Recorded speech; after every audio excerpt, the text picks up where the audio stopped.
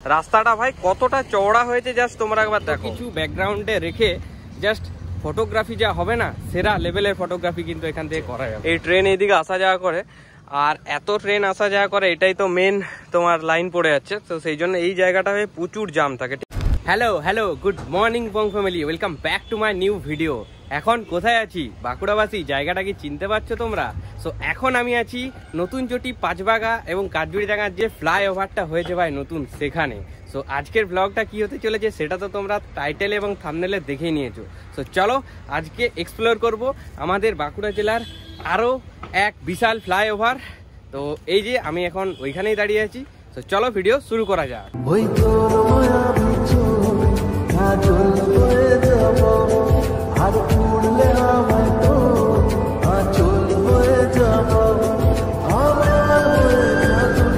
দেখো ভাই, প্রথমেই আমি চলে এসেছি জুনবেরিয়া বাইপাসের যে রোডটা আছে, তো সেই দিক থেকে আমি ভিডিওটা শুরু করতে চাইছি, কারণ এই রোডটা ভাই আমার একটা আলাদাই লাগে, ঠিক আছে? সো চলো তোমরা দেখে নাও এই দিকের রোডটা কিরকম। ওকে, সো ফাইনালি আমি এখন চলে এসেছি সেই জায়গাটায় যে দিক থেকে বাইপাসের দিক থেকে কাঠজুড়িডাঙ্গা যাওয়া যায় ফ্লাইওভারে। আর দেখতে পাচ্ছ এখানে জাস্ট রাস্তাটা ভাই কতটা চওড়া হয়েছে জাস্ট তোমরা একবার দেখো, ঠিক আছে? পুরো অনেকটা স্পেস দেখতে পাচ্ছ। আর এখন যাব এই দিকে হয়ে উঠবো, এমনকি পুরো একদম কাঠজুড়িডাঙ্গা পর্যন্ত আমি যাব। আর ঠিক আমার পিছনে এখানে দেখতে পাচ্ছ বড় একটা পুরো একদম ল্যাম্পপোস্ট, দারুণ আলোয় আলোকিত করবে রাত্রেবেলাটায় এটা। এখানে দেখতেই পাচ্ছ দেওয়া আছে, তোমরা যদি বাঁ দিকে চলে যাও তাহলে 2.4 কিলোমিটার পড়বে মাচানতলা, মানে এই রাস্তাটা। ফ্লাইওভার দিকে ওঠার দরকার নেই। আর ফ্লাইওভারের উপর দিকে যদি যাই মেডিকেল কলেজ যাওয়া যাবে, বাঁকুড়া মেডিকেল কলেজ, ওটাও 2.4 কিলোমিটার। এমনকি পুরুলিয়া যাওয়া যাবে যদি যেতে চাও, তাহলে তোমাদের এই ফ্লাইওভারের উপর দিয়ে যেতে হবে। সালতোড়া যেতে গেলেও কিন্তু ফ্লাইওভারের উপর দিকে যেতে হবে। আর শুশুনিয়া পাহাড় উপর দিকেও যাওয়া যাবে, এমনকি যদি তোমরা চাও এই নিচের যে রাস্তাটা যেটা চলে গেছে ডান দিকে, সেটা হয়েও তোমরা চলে যেতে পারো। তো চলো আমি এখন ফ্লাইওভারে ওঠা স্টার্ট করে দিয়েছি, আর পুরো একদম স্টার্টিং থেকে শেষ পর্যন্ত পুরো ফ্লাইওভারটাই আমি হাঁটবো। তো দেখতেই পাচ্ছ একটা ভিডিও বানাতে গেলে কতটা কষ্ট, তো দেখতেই পাচ্ছ একটা ভিডিও বানাতে গেলে কতটা কষ্ট করতে হয়। এই জন্যই বলছি, ভিডিওটা যদি এখনো না লাইক করে থাকো একটা লাইক করে দাও। আর চ্যানেলে নতুন হয়ে থাকলে এই ধরনের ব্লগ যদি দেখতে চাও তাহলে চ্যানেলটা সাবস্ক্রাইব করে নাও। আর হ্যাঁ, এই ব্রিজটা পুরো দেখাবো কীরকম কি সাজিয়েছে, দারুণভাবে সাজিয়েছে, পরিষ্কার পরিচ্ছন্ন। এমনকি এই ফ্লাইওভারের মানে মাঝ বরাবর তুমি কিন্তু নামতে পারবে, ঠিক আছে? সেই সিঁড়িটাও কিন্তু করা হয়েছে। আর এখানে যে রেলের ব্রিজটা আছে ওখানেও একটা ভিউ পয়েন্ট আছে, তো সেটাও তোমাদের সাথে শেয়ার করব। তো চলো যা যাক ভাই, হাঁপিয়ে যাচ্ছি পুরো। 5 minutes later এই যে দেখো ব্রিজটা পুরো পরিষ্কার পরিচ্ছন্ন, ঠিক আছে, চারিপাশটা। কিন্তু একটাই কথা, যে কতদিন এই পরিষ্কার পরিচ্ছন্ন থাকে এই ব্যাপারটাই। তো এই ব্রিজকে পরিষ্কার পরিচ্ছন্ন রাখার দায়িত্ব কিন্তু সাধারণ মানুষের, আমাদের। তো এটা একটু মেনে সবাই আর কি চলবে, যারা বাঁকুড়াবাসী আছো আর কি, ওটাই বলার, ওটাই একটা মেসেজ দেওয়ার, আর কিছু না। রবি ঠাকুর বলেছিল, ঘরের মধ্যে তুমি যত ইচ্ছে কাঁদো, কিন্তু দরজা সবসময় হাসি মুখে খুলবে। কারণ যদি কেউ দেখে নেয় যে তুমি ভেঙে পড়েছ, তবে সে তোমায় আরো ভেঙে দিয়ে যাবে। আমি এখন কিন্তু ওই যে ওইখান থেকে স্টার্ট করেছিলাম, দেখতে পেলে কতটা জাস্ট হেঁটে আসা হয়ে গেল। আর এই রাস্তা দিকে আসতেই বাঁ দিকে এখানে দেখতে পাচ্ছ বাঁকুড়া জেলা আঞ্চলিক কার্যালয় রয়েছে, এমনকি এখানে রয়েছে সিধু কানু গেস্ট হাউস, ওই যে। তো এইগুলো সমস্ত কিছু বাঁ দিকে তোমাদের পড়ছে। আর এই যে দেখতে পাচ্ছ পাঁচবাগার যে মোড়, সেই মোড়টা কিন্তু ওই জায়গায়। ফ্লাইওভারের উপর থেকে জাস্ট এই জায়গাটা কেমন লাগছে দেখো, আলাদাই, ঠিক আছে? আর ঠিক ডান দিকে যদি তোমরা দেখো, এখানে রয়েছে একটা জলের ট্যাঙ্ক বড়, আর এখানে একটা ফ্ল্যাট তৈরি হচ্ছে নতুন। তো সেরা কিন্তু জায়গাটা অনেকটাই পপুলার হবে মনে হচ্ছে আমার, সতীঘাটের ব্রিজের মতোই। আর ফটোগ্রাফির জন্য ভাই সেরা কিন্তু, ঠিক আছে? এত কিছু ব্যাকগ্রাউন্ডে রেখে জাস্ট ফটোগ্রাফি যা হবে না, সেরা লেভেলের ফটোগ্রাফি কিন্তু এখান থেকে করা যাবে।